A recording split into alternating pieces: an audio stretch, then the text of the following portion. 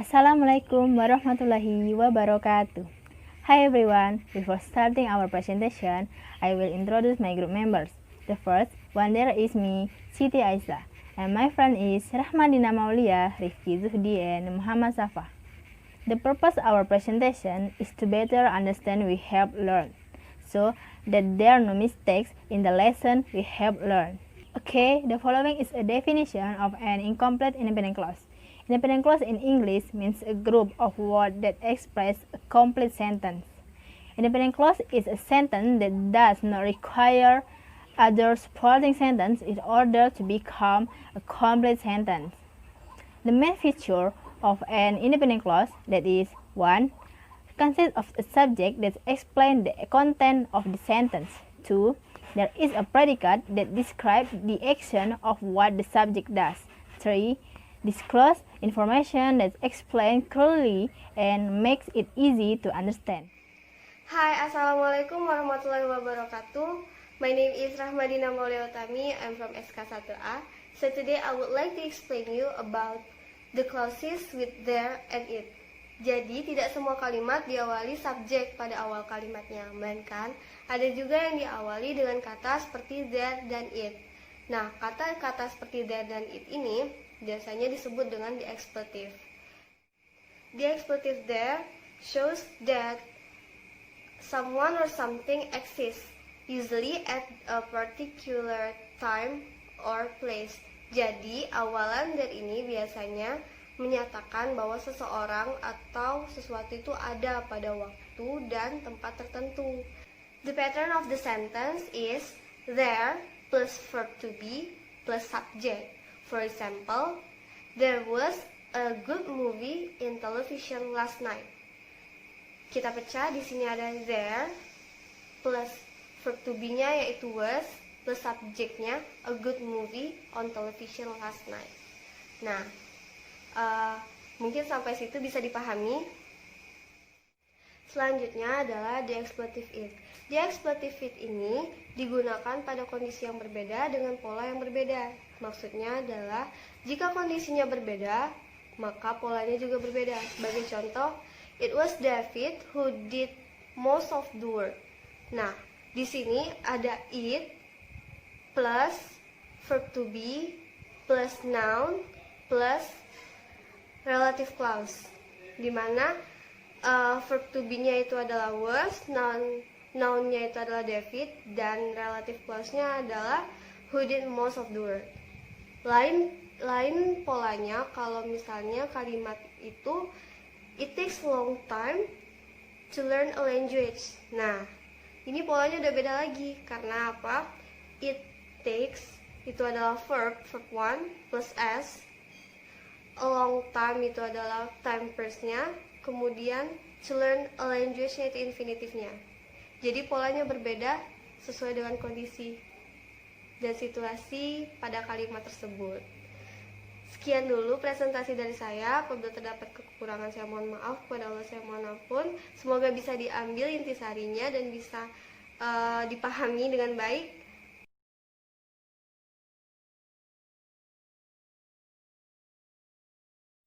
Hello, my name is Muhammad Safa Zauhair Adinata.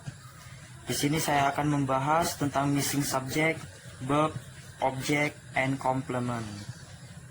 All clause have a subject and a verb. Artinya semua klausa memiliki subjek dan kata kerja. Klausa itu artinya tata bahasa atau sekumpulan kata yang terdiri dari subjek dan predikat. Sehingga klausa seringkali dikontraskan dengan frasa. Subjek adalah bagian klausa yang menandai apa yang dibicarakan oleh pembicara. Sehingga subjek tidak selalu sama dengan pelaku, terutama dalam kalimat pasif. Lalu kata kerja adalah kata yang menunjukkan suatu pekerjaan atau tindakan yang dilakukan seseorang. Objek adalah suatu benda yang dilibatkan dalam suatu aktivitas. Jadi kalimat itu mengandung objek, terlebih dahulu didahului dengan subjek, objek, baru predikat. Sedangkan komplement atau pelengkap adalah bagian frasa verba yang membuatnya menjadi predikat lengkap dalam klausa. Setiap kalimat dalam bahasa Inggris memiliki pola, sehingga pemahaman yang baik tentang struktur dalam tata bahasa Inggris akan membantu mengekspresikan ide dengan beberapa cara berbeda. Setelah beberapa kata kerja, sebuah objek saja tidak masuk akal atau tidak nyambung. Dan selain objek, kita membutuhkan kata lain. Maka, untuk melengkapkan arti dalam sebuah kalimat, maka yang digunakan untuk melengkapi arti suatu objek disebut dengan komplement atau pelengkap. Objek pelengkap biasanya kata sifat atau frase kata benda. Subjek yang hilang dan objek langsung dapat berupa kata benda, frasa kata benda atau kata ganti, seperti he, she, him, or her, atau lain sebagainya. Setelah kata kerja mengacu pada pikiran, perasaan, dan opini, contohnya kata believe, feel, and understand, atau dan lain sebagainya, dan kata to be terkadang digunakan sebelum melengkapi. Klausa dengan kata kerja tindakan sering juga mengambil objek langsung. Lalu, kata kerja yang hilang dari klausa independen dapat berupa kata kerja satu kata, seperti need, was, talking, or walking, atau sebagainya. Atau frasa kata kerja yang terdiri dari satu atau lebih kata kerja bantu dan kata kerja utama, seperti will need, been, shall take, serta ada kata kerja yang mungkin aktif atau juga mungkin pasif.